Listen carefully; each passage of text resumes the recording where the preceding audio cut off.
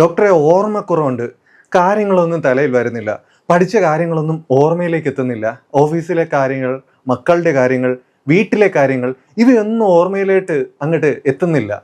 ഇതിന് പരിഹാരമായിട്ട് ആ സാരസ്വതം ഘൃതം ഒന്ന് കഴിച്ചോട്ടെ. അല്ലെങ്കിൽ മോൾക്ക് കൊടുക്കാനായിട്ട് തന്നുവിട്ട ആ സാരസ്വതാരിഷ്ടം ഗോൾഡ് ഉണ്ടല്ലോ, അതിൽ നിന്ന് 2 ടീസ്പൂൺ ഞാനും കൂടി കുടിച്ചോട്ടെ. ഈ ബ്രഹ്മിയുടെ ഗുളിക, അശ്വഗന്ധയുടെ ഗുളിക, ജിങ്കോ ബൈലോബ സപ്ലിമെന്റ്സ് ഇവയൊക്കെ ആമസോണിൽ മെമ്മറി കൂട്ടാനായിട്ട് നല്ല രീതിയിൽ വിറ്റുപോകുന്നുണ്ട്. വാങ്ങി ഉപയോഗിച്ചവരൊക്കെ നല്ല റിവ്യൂ ആണ് കൊടുത്തിരിക്കുന്നത്. ഇതിലേതെങ്കിലും വാങ്ങി കാലത്തും വൈകിട്ടും ഈ 2 വീതം കഴിച്ചാൽ ഓർമ്മശക്തി കൂടുമോ? മരുന്നുകളുടെ പേര് അങ്ങോട്ട് പറയേണ്ട അവസ്ഥയില്ല. ഇങ്ങോട്ട് പറഞ്ഞു തരും, ഇന്ന മരുന്നുകൾ കഴിച്ചോട്ടെ ഡോക്ടറെ എന്ന്. ചാനൽ തുടങ്ങി വീഡിയോ ചെയ്ത് തുടങ്ങിയ സമയം മുതൽ കേൾക്കുന്ന ചോദ്യങ്ങളാണ് ഈ ഓർമ്മശക്തിയുമായി ബന്ധപ്പെട്ടിട്ടുള്ള സംശയങ്ങൾ. നിങ്ങൾക്ക് ഓർമ്മക്കുറവുണ്ടെന്ന് ഫോണിൽ കൂടിയോ ഫോണിന്റെ പരിസരത്തോ പോയി നിന്ന് സംസാരിച്ചാൽ തന്നെ ഇത്തരം മരുന്നുകൾ നമുക്ക് പല ഷോപ്പിംഗ് സൈറ്റുകളിൽ നിന്ന് ഇങ്ങോട്ട് റെക്കമെൻഡേഷൻ ചെയ്തു തുടങ്ങും. അപ്പോൾ പിന്നെ ഇത്തരം മരുന്നുകളെ കുറിച്ച് അറിയുന്നതിൽ ഒരു അത്ഭുതവും ഇല്ല.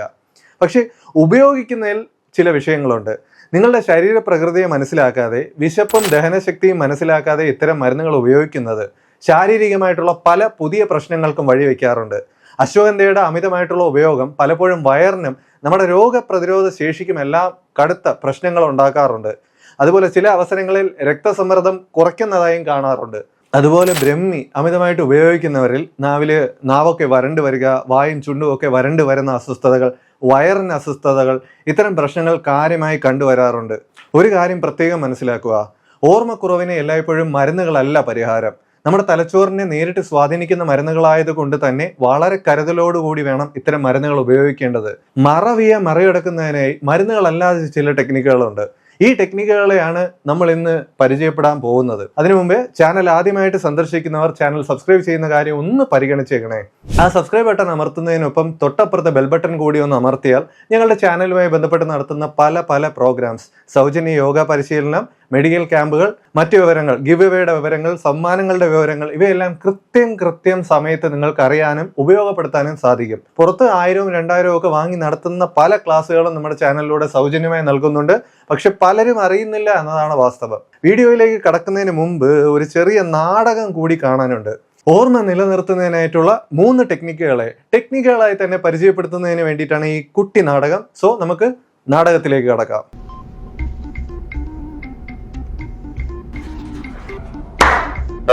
മോനെ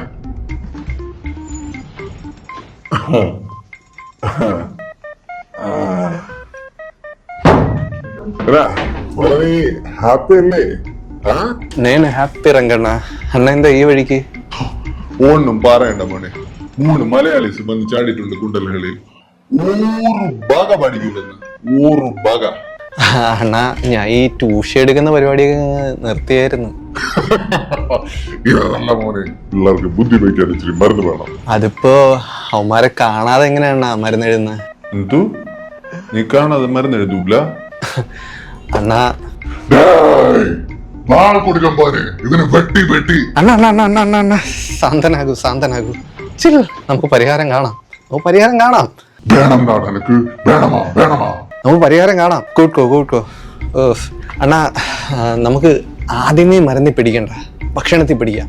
ഭക്ഷണം ശരിയാക്കി തന്നെ പിള്ളേരുടെ പാതി ഓർമ്മ ശരിയാവും. ഭക്ഷണം അണ്ണാ, യുവമാർക്ക് ഓർമ്മ നിൽക്കണമെങ്കിൽ പഞ്ചസാര കൊടുക്കണത് നന്നായിട്ട് കുറയ്ക്കണം. അതിപ്പോ ചായയിലിട്ട് കൊടുക്കണതായാലും സീനാണ്. പഞ്ചാരയാ? ആ, പഞ്ചസാര.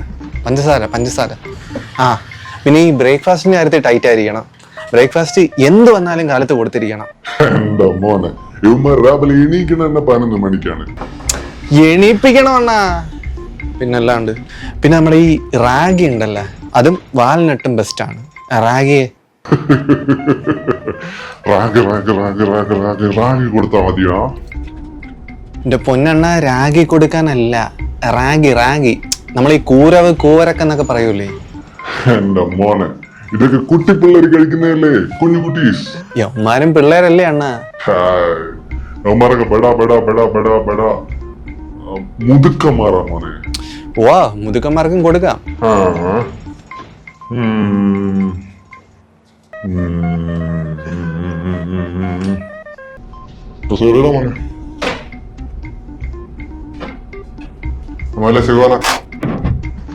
അല്ലണ്ണ, ഫീസ്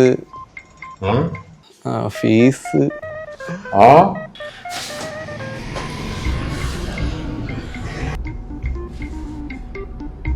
ബസേറി ന്യൂയോർക്ക് ടൈംസിന്റെ ബെസ്റ്റ് സെല്ലർ ആയിട്ടുള്ള ലിമിറ്റ്ലെസ് എന്ന പുസ്തകം ലോക പ്രശസ്ത ബ്രെയിൻ കോച്ച് ആയിട്ടുള്ള ജിം ക്വിക്കിന്റെ പുസ്തകമാണ്. അതുപോലെ തന്നെ മൂൺ വാക്കിംഗ് വിത്ത് ഐൻസ്റ്റീൻ എന്ന ജോഷുവ ഫെയർ എഴുതിയിട്ടുള്ള പുസ്തകം. ഇവ രണ്ടും the art and science of remembering everything, അഥവാ എല്ലാം ഓർത്തു വെക്കാൻ കലയും ശാസ്ത്രവും ഉപയോഗപ്പെടുത്തുന്നത് എങ്ങനെ എന്നതിനെ കുറിച്ച് സംസാരിക്കുന്ന പുസ്തകങ്ങളാണ്. ശാസ്ത്രീയമായിട്ടുള്ള വഴികൾ ഉപയോഗിച്ച് ഓർമ്മശക്തി കൂട്ടുന്നത് ഓക്കെ, പക്ഷെ കലാപരമായിട്ടുള്ള പ്രവർത്തനങ്ങൾ വഴി നമുക്ക് കൂടുതൽ കാര്യങ്ങൾ ഓർത്തു വെക്കാൻ കഴിയുമോ? കഴിയും. ഇതിനെ സഹായിക്കുന്ന 3 സ്റ്റെപ്പുകളാണ് നമ്മൾ അടുത്തതായി സംസാരിക്കാൻ പോകുന്നത്. ആദ്യത്തെ സ്റ്റെപ്പ് വിഷ്വലൈസേഷൻ. ഏതൊരു കാര്യം ഓർത്തു വെക്കാനും വേണ്ടത് ഒരു വിഷ്വലൈസേഷൻ പാറ്റേൺ ആണ്. അതായത് ഒരു ചെറിയ ഉദാഹരണം പറയാം. കരിക്കെന്ന് കേൾക്കുമ്പോൾ നിങ്ങളുടെ മനസ്സിലേക്ക് ആദ്യമായി ഓടിയെത്തുന്നത് എന്തോ ആണ്? നല്ല ഇളം കരിക്കൊരെണ്ണം ചെത്തി പൊട്ടിച്ച് കരിക്കും വെള്ളം കുടിക്കുന്ന ഒരു ചിത്രം മനസ്സിലേക്ക് വരും. ഒരു ചിത്രം മനസ്സിലേക്ക് വരാം അല്ലേ?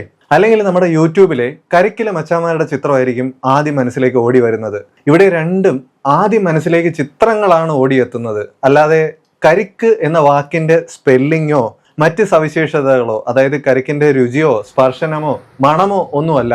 ഇത് തന്നെയാണ് ആദ്യത്തെ കീ. ഏതൊരു കാര്യം ഓർക്കാനുണ്ടെങ്കിലും ആദ്യം ഒരു വിഷ്വലൈസേഷൻ, ഒരു ചിത്രമായി അത് മനസ്സിലേക്ക് കൊണ്ടുവരിക.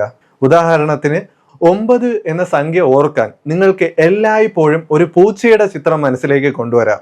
3 എന്ന സംഖ്യ ഓർക്കാനായിട്ട് ഒരു കിളിയെ കൊണ്ടുവരാം. അപ്പോൾ 9, 3, 93 എന്ന സംഖ്യ എവിടെയെങ്കിലും നിങ്ങൾക്ക് പഠിക്കാനുണ്ടെങ്കിലോ ഓർക്കാനുണ്ടെങ്കിലോ ഒരു പൂച്ചക്കുട്ടി മുന്നേ ഓടി പോകുന്നതായിട്ടും 3 ഒരു കിളിയായോ പരുന്തായോ പിന്നാലെ അതിനെ റാഞ്ചാൻ പോകുന്നതായിട്ടും നിങ്ങൾക്ക് മനസ്സിലേക്ക് ഒരു കഥ പോലെ കൊണ്ടുവരാം.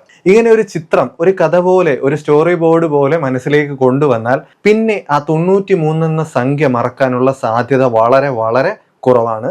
ഇങ്ങനെയൊക്കെ ചെയ്തിട്ടും 93 നിങ്ങൾ മറക്കുകയാണെങ്കിൽ ചരിത്ര പ്രാധാന്യമുള്ള ഏതെങ്കിലും വർഷവുമായിട്ട് ഏതെങ്കിലും സംഭവമായിട്ട് 93 കണക്ട് ചെയ്ത് പഠിച്ചിട്ട് നിങ്ങൾ മറക്കുന്നുണ്ടെങ്കിൽ താഴെ കാണുന്ന വാട്സാപ്പ് നമ്പറിലേക്ക് ഒന്ന് മെസ്സേജ് അയക്കണേ. എന്താണ് പ്രശ്നമെന്ന് ഞാൻ തന്നെ നേരിട്ട് ഇടപെട്ട് നോക്കാം. ഈ മെമ്മറി മത്സരങ്ങൾ, ഓർമ്മശക്തി പരീക്ഷിക്കുന്ന മത്സരങ്ങളിൽ പങ്കെടുക്കുന്നവർ 0 മുതൽ 9 വരെയുള്ള എല്ലാ സംഖ്യകൾക്കും ഇത്തരത്തിൽ എലിയുടെയും പൂച്ചയുടെയും പട്ടിയുടെയും ഒക്കെ ഒരു ചിത്രം മനസ്സിൽ പതിപ്പിച്ച് വെച്ചിട്ടുണ്ട്. ഈ ചിത്രങ്ങളാണ് അവരുടെ അടുത്ത് ഒരു നമ്പർ നിങ്ങൾ പറയുമ്പോഴോ ഒരു സംഖ്യ അല്ലെങ്കിൽ ഒരു ഫോൺ നമ്പർ ഒക്കെ പറയുമ്പോൾ ഈ ചിത്രങ്ങളാണ് അവരുടെ മനസ്സിലേക്ക് തെളിഞ്ഞു വരുന്നത്. ഈ ചിത്രങ്ങൾ അവർ കണക്ട് ചെയ്താണ് പലപ്പോഴും അവർ ഓർത്ത് വെക്കുന്നത്. ഇത് റിസർച്ചിലൂടെ തന്നെ തെളിയിക്കപ്പെട്ടിട്ടുള്ള ഒരു ഫാക്റ്റ് ആണ്. ഈ ടെക്നിക്ക് മെമ്മറി മത്സരങ്ങളിൽ മാത്രമല്ല മറ്റു പല സന്ദർഭങ്ങളിലും നമുക്ക് ഉപയോഗപ്പെടുത്താം. ഉദാഹരണത്തിന് ഓഫീസിൽ നിന്ന് ഇറങ്ങുമ്പോൾ പതിവായിട്ട് കുട എടുക്കാൻ മറക്കുന്ന ഒരാളാണ് നിങ്ങളെങ്കിൽ ഓഫീസിന് പുറത്തേക്ക് ഇറങ്ങുമ്പോൾ നിങ്ങൾ ആദ്യം കാണുന്ന സ്ട്രക്ചറിൽ, അതിപ്പോൾ സെക്രട്ടറിയുടെ റൂം ആയിക്കോട്ടെ ഏതെങ്കിലും മരം ആയിക്കോട്ടെ, അതിൽ നിങ്ങളുടെ കുട ഒന്ന് തൂങ്ങി കിടക്കുന്നതായിട്ട് ഒരു വലിയ ചിത്രം നാളെ പോയിട്ടൊന്ന് സങ്കല്പിക്കണം.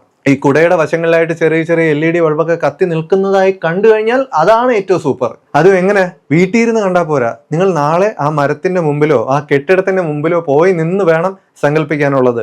എൻ്റെ കുട ദാ അവിടെ തൂങ്ങി കിടക്കുന്നു, അതിന് ചുറ്റും LED ബൾബൊക്കെ കത്തി നിൽക്കുകയാണ്. ഈ ഒരു ഇമേജ് നിങ്ങൾ ഒരു 3 ദിവസം തുടർച്ചയായിട്ട് അതേ സ്ഥാനത്ത് പോയി അതേ സ്ട്രക്ചറിൽ വീണ്ടും വീണ്ടും മനസ്സിൽ കാണുകയാണെങ്കിൽ പിന്നെ എപ്പോഴും നിങ്ങൾ ഓഫീസിൽ നിന്ന് ഇറങ്ങി ഈ സ്ഥലത്തേക്ക് എത്തുമ്പോഴേക്കും നിങ്ങളുടെ കുട അവിടെ തെളിഞ്ഞു വരുന്നതായിട്ട് നിങ്ങൾക്ക് കാണാൻ കഴിയും. ഇതും റിസർച്ച് വഴി തെളിയിക്കപ്പെട്ടിട്ടുള്ള ഒരു ഫാക്റ്റാണ്. ഇത് ഞാൻ പേഴ്സണലി ഉപയോഗപ്പെടുത്തുന്ന ഒരു കാര്യം കൂടിയാണ്. ഈ കഴിഞ്ഞ ചെറു നാടകം ഉണ്ടല്ലോ, അതിൽ തലച്ചോറിൽ ഓർമ്മശക്തി നിലനിർത്തുവാൻ സഹായകരമായിട്ടുള്ള ഭക്ഷണങ്ങളെ കുറിച്ചാണ് ഞാൻ സംസാരിച്ചത്. പക്ഷേ ഇത് പറഞ്ഞു വിടുന്ന പല പേഷ്യൻസും അതും മറന്നിട്ടായിരിക്കും പിന്നെ വിളിക്കുന്നത്. ഏതൊക്കെ ഭക്ഷണങ്ങളാണ് ഡോക്ടറെ എൻ്റെ ഓർമ്മശക്തി കൂട്ടാനായിട്ട് ഡോക്ടർ എന്ന് പറഞ്ഞു തന്നത്? അതിപ്പോൾ എൻ്റെ തലച്ചോറിലില്ല. അതിനു വേണ്ടിയിട്ടാണ് ഞാൻ ഈ നാടകത്തിലൂടെ ഇത് നിങ്ങളുടെ മുമ്പിലേക്ക് അവതരിപ്പിച്ചിരിക്കുന്നത്. ഇതിൽ ആ നാടകം ശരിക്കും കണ്ടവർക്ക് നിങ്ങളുടെ തലച്ചോറിലേക്ക് ശരിക്കും അങ്ങോട്ട് കയറേണ്ട ഒരു സാധനമാണ് ആ റാഗിയെ കുറിച്ച് പറഞ്ഞിരിക്കുന്ന കാര്യം. തലച്ചോറിന്, നമ്മുടെ ഓർമ്മകൾക്ക് കരുത്തോടെയും മിഴിവോടെയും നിലനിൽക്കാൻ സഹായകാരിയായിട്ടുള്ള ഒരു ഭക്ഷണമാണ് റാഗി. അത് ഓർക്കാൻ നമ്മുടെ നാടകം തന്നെ ഒന്ന് പോയി കണ്ടാൽ മതി. കാരണം ആ കത്തി പിടിച്ച് നിൽക്കുന്ന വ്യത്യസ്തകരമായിട്ടുള്ള ഒരു ഇമേജ് ആണ് ഈ കാര്യം ഓർമ്മയിൽ നിൽക്കാൻ നിങ്ങളുടെ തലച്ചോറിലേക്ക് ഒരു ഇംപ്രഷനായിട്ട് ഞാൻ നൽകിയിരിക്കുന്നത്. വളരെ കോൺട്രാസ്റ്റിംഗ് ആയിട്ടുള്ള ഒരു ഇമേജ് ആണ്, സാധാരണ കാണുന്ന ഒരു ഇമേജ് അല്ല അത്. സോ ഇനി പറയാനുള്ളത് രണ്ടാമത്തെ പോയിന്റ് സ്ട്രക്ചറിനെ കുറിച്ചാണ്. സ്ട്രക്ചർ, നമ്മുടെ തലച്ചോറിന് സ്ട്രക്ചറുള്ള കാര്യങ്ങൾ ഓർത്തു വെക്കാൻ നല്ല കഴിവാണ്. അതിപ്പോൾ ഒരു കഥയായിരിക്കാം, കവിതയായിരിക്കാം, സിനിമയായിരിക്കാം, നിമോണിക്സ് ആയിരിക്കാം, അതായത് ഈ കോഡ് വാക്കുകളുണ്ടല്ലോ, അതായിരിക്കാം. അതുപോലെ റൈമുകളാവാം, പാട്ടുകളായിരിക്കാം. ഇവയെല്ലാം ശ്രദ്ധിച്ചു കഴിഞ്ഞാൽ കഥയെടുത്താലും പാട്ടെടുത്താലും റൈം എടുത്താലും ഒരു തുടക്കം കാണും, ഒരു മധ്യഭാഗം കാണും, ഒരു അവസാനം, ഇങ്ങനെ ഒരു സ്ട്രക്ചർ കാണും. അതായത് ഇപ്പൊ നമ്മുടെ സിനിമാ കഥ തന്നെ എടുക്കാം. ഇപ്പൊ നമുക്ക് വളരെ ഹിറ്റായിട്ടുള്ള ഒരു ഫോർമുല എന്താണ്? നായകനും നായികയും തമ്മിൽ ആദ്യം കണ്ടുമുട്ടുന്നു, പിന്നെ ചെറിയ ചെറിയ ഇണക്കവും ഇണക്കവും ഒക്കെ ഉണ്ടാവുന്നു, ക്ലൈമാക്സിനോട് ചേർന്ന് ഒരു രസകരമായിട്ടുള്ള ഒരു സംഘടനം ഉണ്ടാകുന്നു, ലാസ്റ്റ് അവർ ഒരുമിക്കുകയാണ് സുഹൃത്തുക്കളെ. ഈ സംഭവങ്ങളെല്ലാം ഒന്നിനോടൊന്ന് കണക്റ്റഡ് ആയിട്ടുള്ളത് കൊണ്ട് തന്നെ ഓർത്ത് വെക്കാൻ വളരെ വളരെ വളരെ എളുപ്പമാണ്. ഈ സ്ട്രക്ചറിൽ ഒരു കഥ കേട്ട് കഴിഞ്ഞാൽ പിന്നെ നിങ്ങൾക്കത് ഓർത്ത് പറയാൻ നിസ്സാരമായി തന്നെ സാധിക്കും. അതുകൊണ്ട് തന്നെ ഒരു പാഠം പഠിക്കുമ്പോൾ നിങ്ങൾക്ക് ഇത്തരം ഒരു കഥയുടെ രൂപം ഉണ്ടാക്കി വെക്കുന്നത് വളരെ സഹായകരമായിട്ടുള്ള ഒരു കാര്യമാണ്. അതങ്ങോട്ട് ദഹിച്ചില്ലല്ലേ? ഒരു ഉദാഹരണം തരാം. ഇപ്പൊ എല്ലാവർക്കും ഉപകാരപ്രദമായിട്ടുള്ള ഒരു ഉദാഹരണം തന്നെ തരാം. കേരളമായതുകൊണ്ട് തന്നെ PSC ആണ് നമ്മുടെ മത്സര പരീക്ഷകളുടെ ഒരു കേന്ദ്രം. ഒരു ചെറിയ PSC വിഷയം തന്നെ എടുക്കാം. വൈകുണ്ഠ സ്വാമികൾ നവോത്ഥാന നേതാവാണ്. സാമൂഹ്യ ശാസ്ത്രത്തിന്റെ പരിസരത്തൂടെ പോയ എല്ലാവരും കേട്ടിട്ടുണ്ടായിരിക്കും. അദ്ദേഹത്തെ കുറിച്ച് പല ചോദ്യങ്ങളും പല മത്സര പരീക്ഷകളിലായി കണ്ടുവരാറുണ്ട്. സോ ജസ്റ്റ് ഈ കെട്ടുകഥ ഒന്ന് കേട്ടിരിക്കുക. വൈകുണ്ഠ സ്വാമികൾ ഒരു ദിവസം ഒരു യാത്രക്കായി ഇറങ്ങിത്തിരിച്ചു. നിശാനേരമാണ്. എങ്ങും കുറ്റാക്കൂരിരുട്ട്. നല്ല പച്ചപ്പട്ടു വിരിച്ചതുപോലുള്ള നെൽപ്പാടത്തിലൂടെ അതിനൊത്ത നടുവിലൂടെയുള്ള പാടവരമ്പത്തൂടെയാണ് അദ്ദേഹത്തിന്റെ യാത്ര. ഒരു മുണ്ടയ്ക്ക് മടത്ത് കെട്ടിയാണ് വൈകുണ്ഠ സ്വാമികൾ മുന്നോട്ട് പോകുന്നത്. അദ്ദേഹം നടന്ന് ചെന്നെത്തുന്നത് ഒരു മുന്തിരിത്തോപ്പിലാണ്. നോട്ട് പോയിന്റ്, ഒരു മുന്തിരിത്തോപ്പിലാണ്. ഈ തോപ്പിലൂടെ കടന്ന് ഒരല്പം മുന്നോട്ട് പോകുമ്പോഴേക്കും അദ്ദേഹം ഒരു നിഴൽ രൂപം അങ്ങിങ്ങായി മാറി മറിഞ്ഞ് പോകുന്നത് കാണാൻ തുടങ്ങുന്നു. അവ്യക്തമായിട്ടുള്ള ഒരു നിഴൽ രൂപം. പതിയെ ആ രൂപം തെളിഞ്ഞ് വരാൻ തുടങ്ങി. മുടിയിൽ മുത്ത് ചൂടിയ ഒരു സുന്ദരിയുടെ രൂപം, അസാധാരണമായിട്ടുള്ള രൂപം. അവളുടെ മുടി ചുരുളുകൾക്കിടയിൽ വില പിടിച്ച മുത്തുകൾ, മരതകങ്ങൾ തിളങ്ങുന്നുണ്ട്. സ്വാമികൾ തെല്ലകലത്തായി നിലയുറപ്പിച്ച് ഈ രൂപത്തെ തന്നെ നോക്കിക്കൊണ്ടു നിന്നു. പതിയെ അവിടെ മാകെ ആ മുന്തിരിത്തോപ്പ് നിറയെ പുകച്ചുരുളുകൾ വന്ന് നിറയാൻ തുടങ്ങി. കഥ പറഞ്ഞുകൊണ്ട് നിൽക്കാനല്ല നമ്മൾ ഈ കഥയിൽ നിന്ന് എന്തെല്ലാം ഓർത്ത് വെക്കാം, എങ്ങനെ ഓർത്ത് വെക്കാം എന്നതിനെ കുറിച്ചാണ് നോക്കേണ്ടത്. നിശാനേരത്താണ് അദ്ദേഹം യാത്ര തിരിച്ചത്. ഈ നിശാനേരം എന്നതിൽ നിന്ന് നിശാ പാഠശാലകൾ സ്ഥാപിച്ചത് ഇദ്ദേഹമാണെന്ന് നമുക്ക് ഓർത്തു വെക്കാം. അതുപോലെ ഇദ്ദേഹം എഴുതിയിട്ടുള്ള 2 പുസ്തകങ്ങൾ ഓർത്തു വെക്കുന്നത് എങ്ങനെയാണെന്ന് നോക്കാം. അകലത്തിരുട്ടും അരുൾനൂലും. ഇവ ഓർത്തു വെക്കുന്നതിനായിട്ട് നമുക്ക് ആ ഇരുട്ട്, നിശാനേരത്തെ ഇരുട്ട് മാത്രം മതി. അകലത്തിരുട്ടിൽ തന്നെ ഒരു ഇരുട്ടുണ്ട്. പിന്നെ അരുൾനൂൽ നിങ്ങളൊന്ന് മോഡിഫൈ ചെയ്തിട്ട് ഇരുൾനൂൽ എന്ന് വായിക്കുക. ഇവ രണ്ടും വെച്ച് ഒരു കണക്ഷൻ ഉണ്ടായി കഴിഞ്ഞാൽ നമ്മുടെ ഇരുട്ടുമായിട്ട്, നിശാനേരത്തെ യാത്രയിൽ വൈകുണ്ഠ സ്വാമികൾ കണ്ട നേരിട്ട ആ ഇരുട്ടുമായിട്ട് നിങ്ങൾക്ക് ലിങ്ക് ചെയ്ത് ഓർക്കാൻ സാധിക്കും. ഓക്കെ, ആ ലിങ്കാണ്, ആ കണക്ഷനാണ് കാര്യം. വയലിനിടയിലൂടെയാണ് ഇദ്ദേഹം സഞ്ചരിച്ചിരിക്കുന്നത്. ഇതിൽ നിന്ന് തൂവയൽ പന്തി കൂട്ടായ്മയ്ക്ക് രൂപം കൊടുത്തത് വൈകുണ്ഠ സ്വാമികളാണെന്ന് നിങ്ങൾക്ക് ഓർത്തു വയ്ക്കാൻ സാധിക്കും. അതുപോലെ മുണ്ടൊടുത്ത് നടന്നെന്ന് ഞാൻ എടുത്ത് പറഞ്ഞിട്ടുണ്ട്. മേൽമുണ്ട് സമരത്തിന് നേതൃത്വം നൽകിയത് വൈകുണ്ഠ സ്വാമികളാണെന്ന് നിങ്ങൾക്ക് ഓർത്തു വയ്ക്കാം. ഇനി കഥ തുടങ്ങുന്നത് മുതൽ വഴി എന്നാണ് കഥയിൽ നിറയെ പറഞ്ഞിരിക്കുന്നത്. അതുകൊണ്ട് തന്നെ വൈകുണ്ഠ സ്വാമികൾ സ്ഥാപിച്ച മതം അയ്യാ വഴിയാണെന്ന് നിങ്ങൾക്ക് സുഖമായിട്ട് ഓർത്തു വയ്ക്കാം. അയ്യാ വഴി. ഇവിടെ വൈകുണ്ഠ സ്വാമികൾ ചെന്നെത്തിയിരിക്കുന്നത് ഒരു മുന്തിരിത്തോപ്പിലാണ്. ഇതിലൂടെ വൈകുണ്ഠ ക്ഷേത്രത്തിന് സമീപത്തായിട്ട് മുന്തിരിക്കിണർ സ്ഥാപിച്ചത് വൈകുണ്ഠ സ്വാമികളാണെന്ന് നിങ്ങൾക്ക് ഓർത്തു വെക്കാം. ഓക്കെ, അതുപോലെ മുന്തിരിത്തോപ്പ് എന്ന് പറഞ്ഞത് വളരെ ഇമ്പോർട്ടന്റ് ആയിട്ടുള്ള ഒരു പോയിന്റ് പറയുന്നതിന് വേണ്ടിയിട്ടാണ്. ഇതിലെ തോപ്പ് നിങ്ങൾ ശ്രദ്ധിക്കണം. 2 ഉണ്ട് കാര്യം. വൈകുണ്ഠ സ്വാമികളെ ജയിലിൽ പാർപ്പിച്ച സ്ഥലത്തിന്റെ പേരാണ് ശിക്കാരത്തോപ്പ്. അതുപോലെ തന്നെ അദ്ദേഹം ജനിച്ച സ്ഥലം സ്വാമിത്തോപ്പ്. ഈ 2 തോപ്പുകളും പല എക്സാമുകളിലും മാറി ചോദിക്കുന്നതായി കണ്ടിട്ടുണ്ട്. ഇനി സ്വാമി ആദ്യം കണ്ടത് ഒരു നിഴൽ രൂപമായിരുന്നു. അതിൽ നിന്ന് അദ്ദേഹം ആദ്യം സ്ഥാപിച്ച ക്ഷേത്രത്തിന്റെ പേര് നിഴൽ താങ്കൽ എന്ന് നിങ്ങൾക്ക് ഓർത്തു വയ്ക്കാം. മുടിയിൽ മുത്തു ചൂടിയിട്ടുള്ള രൂപം എന്നതിൽ നിന്ന് അദ്ദേഹത്തിന്റെ ആദ്യകാല നാമം മുടി ചൂടും പെരുമാൾ എന്നത് നിങ്ങൾക്ക് ഓർത്തു വയ്ക്കാം. പിൽക്കാലത്ത് അദ്ദേഹം സ്വീകരിച്ച പേരാണ് മുത്തുക്കുട്ടി. ഇതും ആ തലയിൽ മുത്തു ചൂടിയ സുന്ദരിയുടെ രൂപത്തിൽ നിന്ന് നിങ്ങൾക്ക് ഓർത്തു വയ്ക്കാം. ഇങ്ങനെ പല കോഡുകളും നമുക്ക് ആ കഥയിൽ നിന്ന് ഓർത്തു വയ്ക്കാൻ പറ്റും. കഥയുമായിട്ട് കണക്ട് ചെയ്ത് പഠിക്കാൻ പറ്റും. തൽക്കാലം കഥ ഞാൻ ഇവിടെ വെച്ചങ്ങ് ചുരുക്കുകയാണ്. കാരണം മറ്റൊന്നുമല്ല, PSC കഥ പറയാനോ കോഡ് പറയാനോ അല്ല ഞാൻ ഇപ്പോൾ വന്നിരിക്കുന്നത്. ഓർമ്മയുടെ ആ സ്ട്രക്ചർ എന്ന ടെക്നിക്ക് നിങ്ങൾക്ക് പരിചയപ്പെടുത്തുന്നതിന് വേണ്ടിയിട്ടാണ് ഈ കഥ. ഈ കഥ എടുത്തു കഴിഞ്ഞാൽ വ്യക്തമായൊരു സ്ട്രക്ചർ ഉണ്ട്. കഥയുടെ തുടക്കം, ഒരു ഇടത്തുനിന്ന് യാത്ര തുടങ്ങുന്നു, ഏതിലേക്കൂടെയാണ് യാത്ര, എവിടെ എത്തി യാത്ര, ആ യാത്രയിൽ എന്താണ് ഒരു വഴിത്തിരിവാവുന്ന സംഭവം, ഈ ഒരു സ്ട്രക്ചർ ഉണ്ട് കഥയ്ക്ക്. അതുകൊണ്ട് തന്നെ ആ കഥ നിങ്ങളുടെ തലച്ചോറിൽ ഫീഡാവും. ഈ വീഡിയോ കഴിഞ്ഞിട്ട് നിങ്ങൾ നാളെ ഒന്ന് ഓർത്ത് നോക്കിയേ ഈ കഥ നിങ്ങളുടെ മനസ്സിലുണ്ടോന്ന്. പക്ഷെ വീഡിയോ ശ്രദ്ധിച്ച് കേട്ടാലേ ഇതൊക്കെ നടക്കുള്ളൂ കേട്ടോ. ഇനി PSC കഥ മുഴുവനായിട്ട് കേൾക്കണമെന്നുള്ളവർ എന്നെ കോൺടാക്ട് ചെയ്താൽ മതി, ഈ നമ്പറിൽ കോൺടാക്ട് ചെയ്താൽ മതി. ഞാൻ എപ്പോഴെങ്കിലും വിശദമായിട്ട് തന്നെ പറഞ്ഞുതരാം. അപ്പൊ നിങ്ങൾക്ക് പഠിക്കേണ്ട പല കാര്യങ്ങളും ഇതുപോലെ വ്യക്തമായ കഥകളായി സ്ട്രക്ചറായി ഉണ്ടാക്കി വെക്കുന്നത് നിങ്ങളുടെ ഓർമ്മയിൽ തന്നെ അവ വളരെ കാലം തങ്ങി നിൽക്കാൻ സാധ്യത കൂട്ടി കൊണ്ടുവരുന്നതായിട്ട് പഠനങ്ങളിൽ നിന്ന് വ്യക്തമാണ്. അതുകൊണ്ട് ഇത്തരം കഥകൾ ഉണ്ടാക്കാൻ നിങ്ങൾ മടിക്കരുത്. നാട്ടുകാരെ കുറിച്ചുള്ള കഥകളല്ല, PSC നമുക്ക് പഠിക്കാനുള്ള, നമുക്ക് ഓർത്തിരിക്കാനുള്ള കാര്യങ്ങളെക്കുറിച്ച് കഥകൾ ഉണ്ടാക്കാൻ നിങ്ങൾ ആരും മടിക്കരുത്.